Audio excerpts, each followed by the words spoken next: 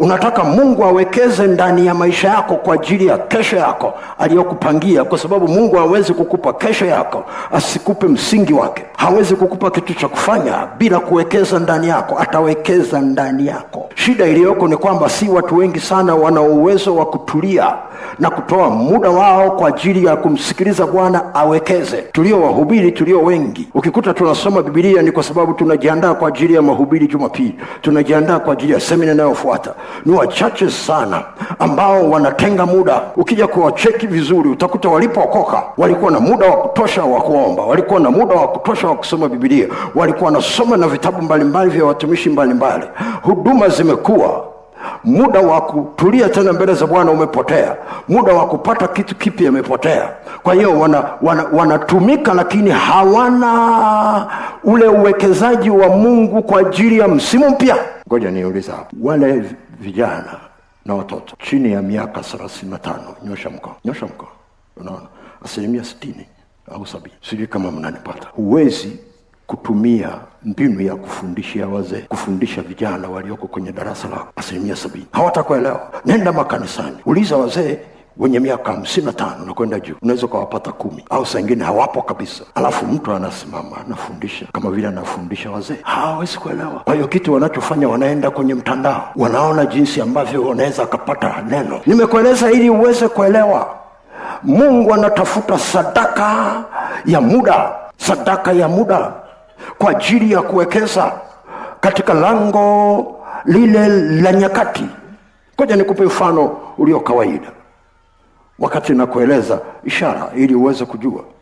Kwa sababu kama Mungu anahitaji muda wako ili awekeze kwa ajili ya kesho yako, atakupa ishara ili usije ukasema sikusikii. Ishara ya kwanza, utataka kujua neno la Bwana kwa ajili ya msimu mpya. Umewahi kujiuliza ni watu wangapi ambao mwaka mpya wanashinda na wanakesha kanisani wakiomba, wanaomba kwa ajili yenu? Kwa nini Mungu ameweka hiyo kiu? Kwa sababu unaingia msimu mwingine. Huende tu pale kumshukuru Mungu kwa ajili ya mwaka unaoisha. Kwa nini unataka saa 6 kamili uwe macho? Hata kama ulikuwa unataka kulala, unashikilia kope zako, unasubiri ile dakika. Sasa watu wengi sana wanafurahia tu kuwa kwenye lile lango, lakini ule msukumo ambao Mungu anauweka, manake ni kwamba watu watafute uso wake kwenye hilo lango, wapewe neno la mwaka unaofuata. Ndio maana unakuta mara nyingi sana ikifika tarehe 1 utakuta watu kwenye status za kwao wanaweka neno na mstari ambao wamepewa. Ule amepewa yeye, usijaribu kukopi na kupesti. Kapewa yeye. Tafuta uso wa Bwana peke yako ili Mungu aweze kukupa neno. Anawekeza hicho kipindi, ukikuti kwenye kipindi kingine ni vipindi vichache. Cheki maombi ambayo mtu anaomba anapotaka kuoa au kuolewa, cheki.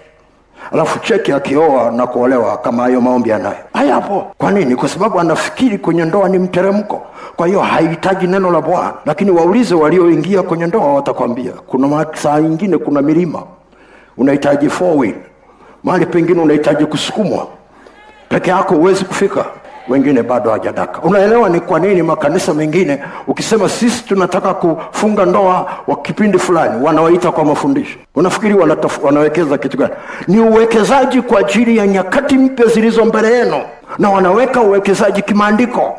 Lakini ya pili, cheki sana Martha, kwa sababu alikuwa anahangaika kwa utumishi mwingi. Ndani yako, kama unamtumikia Mungu au unafanya kazi yoyote, moyo wako ukapoteza utulivu na ukaanza kusikia mahangaiko, ujue hiyo ni ishara ya Roho Mtakatifu inakuambia rudi kwa Bwana kwa ajili ya kuwekeza. Pata muda, kaa kwenye maombi, Mungu akupe mistari. Tafuta vitabu vya neno la Mungu ambavyo vinazungumza juu ya kitu unachofanya. Kama uko kwenye ngazi ya uongozi, tafuta vitabu vya leadership. Uko kwenye swala la biashara, tafuta vitabu vya biashara vilivyoandikwa na watu wa Mungu, vipo. Bwana Yesu asifiwe. Ni kuona vibaya kwa anayeweka mbele kumsikia Mungu katika nyakati, yani kujisikia vibaya. Kwa nini nakwambia kusikia vibaya? Martha alimwambiaje Yesu? Wewe hujisikii vibaya? Hujisikii vibaya ndugu yangu ameniacha mimi peke yangu? hebu mwambie aje kunisaidia. Kwa lugha nyingine anasema, mimi najisikia vibaya. Wewe kwa nini ujisikii vibaya? Kwa hiyo akamuuliza Yesu, ujisikii vibaya? Kwa nini? Kwa sababu aliona Mariamu anatega. Kwa hiyo anamwambia Yesu, mfukuze aje kunisaidia huku jikoni. Yesu akakataa. Ndio maana ndani yako unapoanza kumtumikia Mungu alafu ndani yako ukaanza kujisikia vibaya kwa sababu unaona watu kama vile hawakusaidii, unaona kama vile wanakutegea. Ukishaona kitu cha namna hiyo, ni ishara ya kwamba Mungu anataka kuongeza uwekezaji ndani yako. Tafuta uso wa Bwana. Wengine hawajasikia ninachosema, ngoja niende hapa. Nasema hivi, ukiona kanisa linapata shida na wakina Mariamu wakiomba na kusikiliza neno, wanawafurahia wakina Martha tu kumtumikia Mungu, lakini wakina Mariamu wanaonekana kama vile wanatega, manake ni kwamba kanisa hilo linahitaji uwekezaji wa Mungu. Vyote hivyo viwili Mungu anavitaka. Vyote hivyo viwili Mungu anavitaka. Tatizo hapa ni kipaumbele cha muda, kwamba katika muda huo kipaumbele cha Mungu cha mapenzi yake kwako ni kitu gani? Haleluya, haleluya.